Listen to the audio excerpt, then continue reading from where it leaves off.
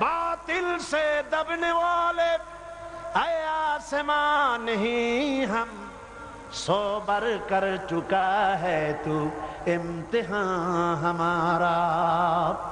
হে আকাশ, তুমি বারবার দেখেছো বাতিলের সামনে মাথা করার মতো জাতি আমরা নই। আমরা তো সেই জাতি দস্ত দস্ত है दरिया भी न छोड़े हमने, दस्त दस्त है दरिया भी न छोड़े हमने, बहरे जुल्मत पे दौड़ा दिए घोड़े हमने।